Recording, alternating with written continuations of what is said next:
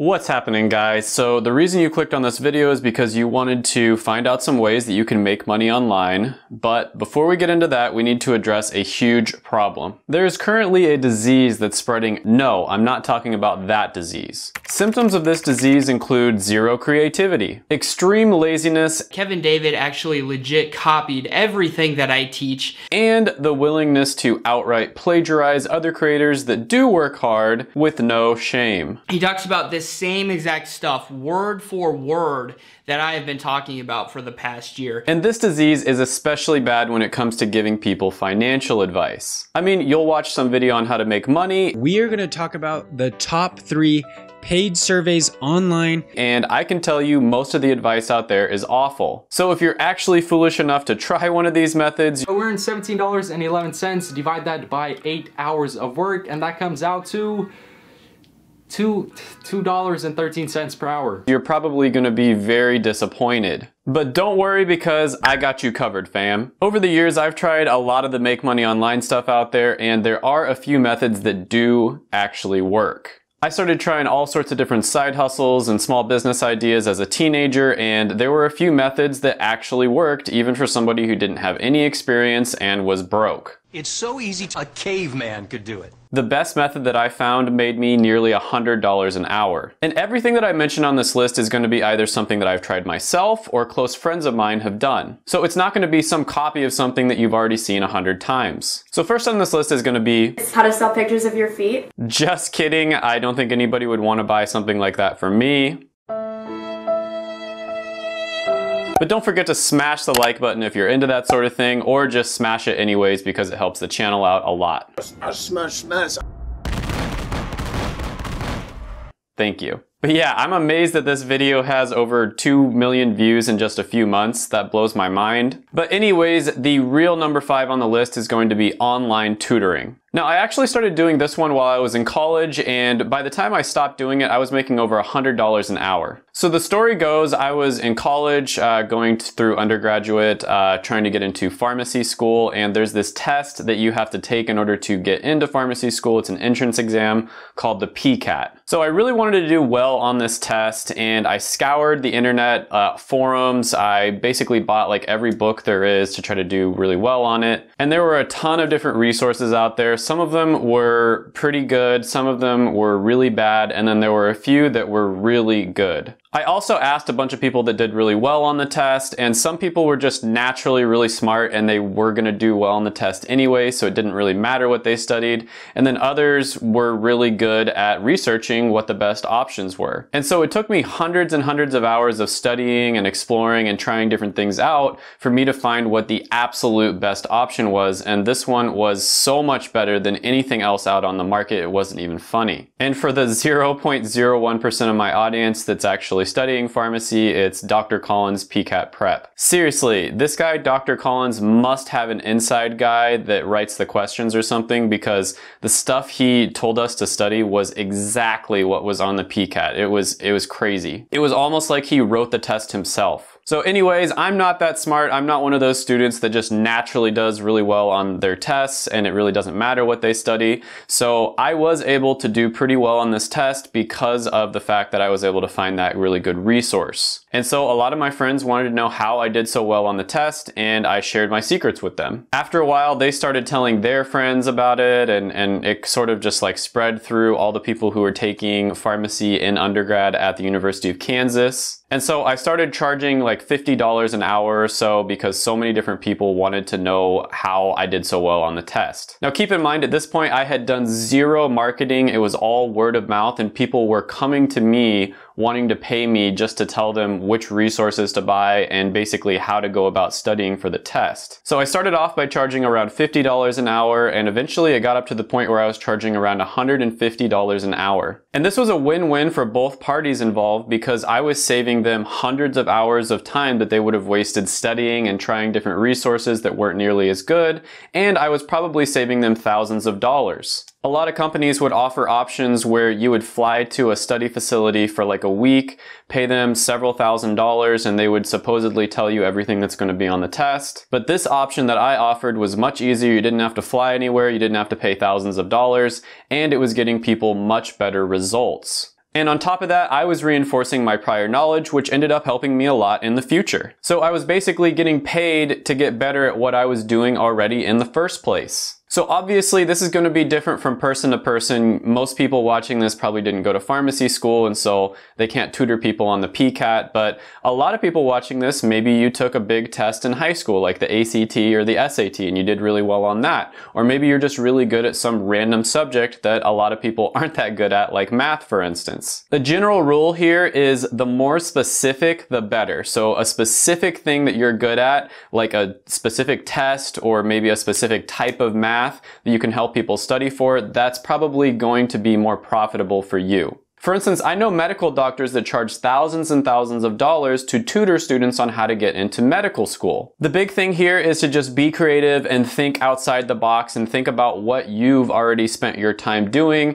and how you could save people a lot of time if they were to just pay you some money in order for you to tell them what the best resources are or how to study for a test. Now, there's a ton of different ways that you can advertise your tutoring services. Really good would be, Facebook Marketplace, Craigslist, online forums are really good as well. You can also join different groups. Like for instance, I joined the Undergrad Pharmacy Society at my school, the University of Kansas. A lot of the time there'll be Facebook groups that are completely dedicated to that subject as well. So you just want to join those groups and just start offering really valuable insights, and people will probably just start naturally reaching out to you. If you want to be a little more aggressive, maybe at the end of a post where you just offer some, valuable insights, you could say, I am offering one-on-one tutoring if you want to reach out to me. You don't want to be too braggy or selly or anything like that, or you might end up getting kicked out of the group. Now, the one downside to this one is it does take up a lot of your time when you're meeting up with people one-on-one, but later on in the video, I'm going to show you how you can basically turn any of these methods a little bit more passive,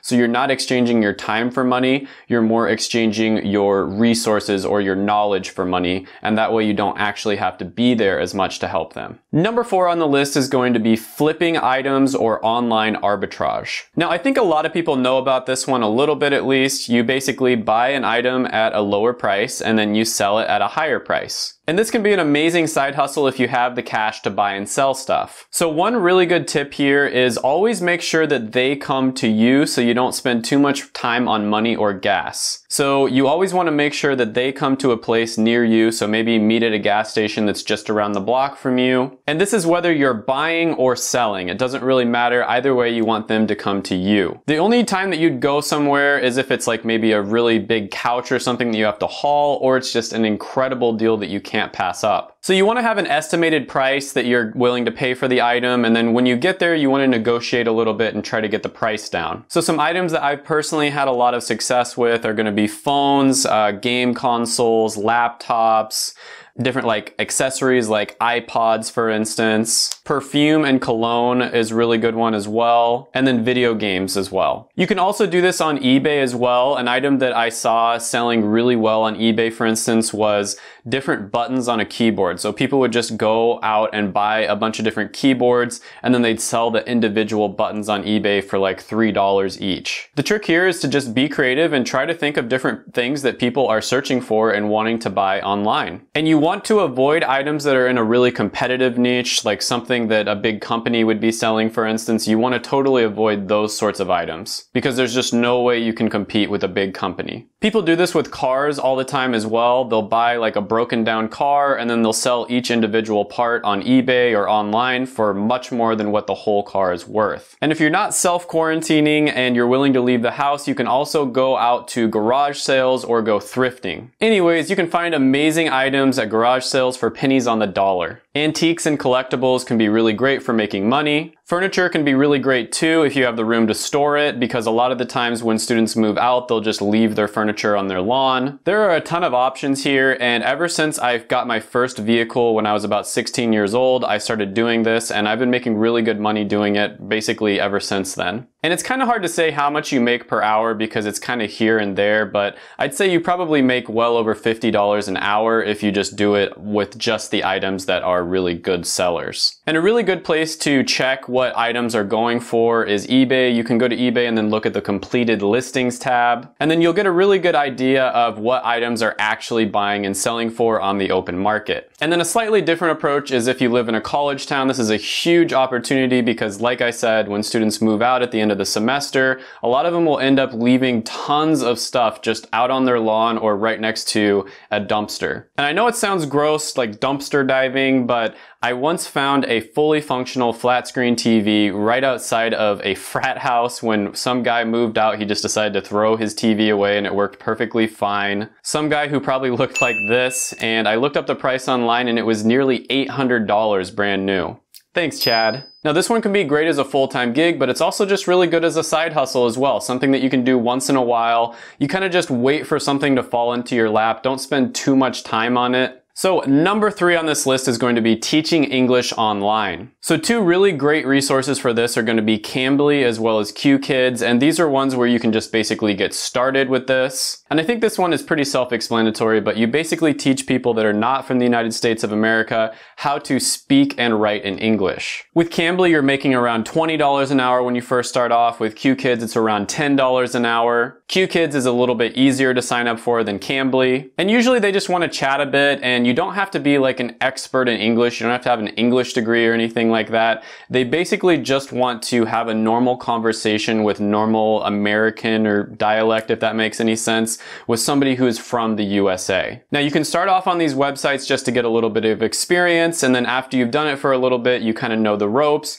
you can go out on your own and charge a lot more. And I had a roommate who basically lost his job and he ended up working a side job on Cambly just to be able to pay the rent and get by. And he actually ended up loving it. He ended up moving to Asia later on and becoming a full-time English tutor. And he would basically just teach rich people's children the nuances of English and help them become more fluent in it so they'd have a better chance of getting into top American schools. And last I heard, he was making over 6 figures doing this, so it's definitely a viable option, and he didn't have any formal training as a tutor or any language degree or anything like that. It was all self-taught. Number 2 on the list is going to be online freelancing. So this is another really great one. Basically, you learn a valuable skill that people are willing to pay you money for it, and you do it on the side at first, but eventually you can turn this into a full-time gig. So many entrepreneurs I know got started doing things like this, and I've even known people who have switched careers just by starting it off as a side gig and then moving into a full-time thing. Now, there are a ton of sites out there where you can use to get started doing this. The most common ones out there are going to be Fiverr and Upwork. Now, of course, there are some skills out there that pay a lot more than others. Bitcoin developers, for instance, which is super random, are making $215 an hour on average, whereas logo designers are not going to make nearly as much. Now, the trick to freelancing is to position yourself as an expert in something extremely niche and specific. You always want to position yourself as a specialist, not a generalist. And this is the biggest mistake I see people making. By far the most common mistake is they will basically say, oh, I can do anything for you. You know, I'm a generalist. I can do anything you want in this realm. Maybe like it's making art, for instance. When you position yourself as a jack of all trades, you end up getting paid less. You can look at this with doctors or lawyers, basically any profession out there. If you are a specialist, you're going to get paid more than if you are a generalist. Generalists get paid less, they have less fun, they're less respected, they get worked a lot more, and they probably won't even get as many jobs. What you want to do is find a very specific skill that pays very well and has a lot of demand, learn how to do that skill, and then position yourself as a specialist and an expert with that specific skill. For example, if you're a photographer, consider becoming an expert on event photography specifically. If you're into online business, maybe you should consider becoming an expert on lead magnets specifically. Or maybe you got a business degree, you want to kind of switch careers, you can consider positioning yourself as an expert on pricing and strategy consulting. If you're in the computer science world, you're a programmer, consider becoming an expert on image object recognition. I think you get the point here. There are certain skills that are going to pay you over $100 an hour, and then there are others that are completely saturated. You're not going to make that much from them. And you want to position yourself as an expert and an authority on those specific skills that make quite a bit of money. Now, when you first start off, you're probably not going to make nearly as much. You have to do an amazing job for all of your clients, and then you're going to get your name out there, and there's going to be a lot of referrals and word of mouth and all that sort of thing. Now, number one on the list is very similar to freelancing, but in my opinion, it's even better, and that's consulting. Now, there are a lot of similarities here. Just like with freelancing, you're going to want to become an expert or a specialist on something that has a lot of demand and pays very well. Now, with freelancing, you would start off by doing most, if not all, of the work yourself. This is what's known as a done-for-you business model. And it's extremely time-consuming and also can make you very tired because it's probably very hard and repetitive work. And so for that reason, it's not quite as good as consulting, in my opinion. Now, with consulting, it's more known as a done-with-you business model. And the reason for that is because you would be telling clients how they can do something for themselves. And because of that, it's much more scalable than freelancing because you're not going to be doing most of the work yourself. And with all of the different ones that I've listed, all 5 that are on this video, you want to try to move towards more of a done-with-you business model whenever possible. Now, there are several different ways of doing this. Some consult purely just over the phone, or they consult over a Skype session, and they're charging, over $500 an hour a lot of the time. And then others already have pre-prepared packages where they teach people exactly what they're looking for, and that way you don't have to spend hardly any time at all. So they might make a manual or a video course or a program or something along those lines. And then so the client would study it on their own, and then any questions they're confused with or anything like that, they would either email or call the consultant. This takes up even less time, and so it's even more scalable. Now, a great place to start with this would be on a site like Clarity.fm. Nate O'Brien, who's a really cool guy and a fellow YouTuber here in the finance niche, charges almost $17 a minute to consult with people on his Clarity.fm. And that comes out to over $1,000 an hour. He consults with people on how to grow their YouTube channel in the finance niche. You see what I mean here? Very, very specific. If he was just consulting with people on how to grow their YouTube channel in general, there's no way he could charge $17 a minute. I've paid several consultants before and I've never had a bad experience. It's been worth every penny. I've also done consulting myself and I plan on doing it a lot more in the future. Now, all of the methods that I mentioned can be scaled by either hiring somebody else to do some of the work for you or by pre-packaging things like I talked about before. You always want to be focused on how you can move towards a done-with-you business model rather than a done-for-you business model. And I highly recommend once you get some experience to do this as much as possible because then you can buy yourself time and freedom. Make sure to watch my videos right here. I made them just for you. Go ahead, smash the like button, hit the subscribe button, ring the little notification bell, and then comment down below any ideas you have on the video or any other videos that I should do. Thank you so much for watching and bye for now.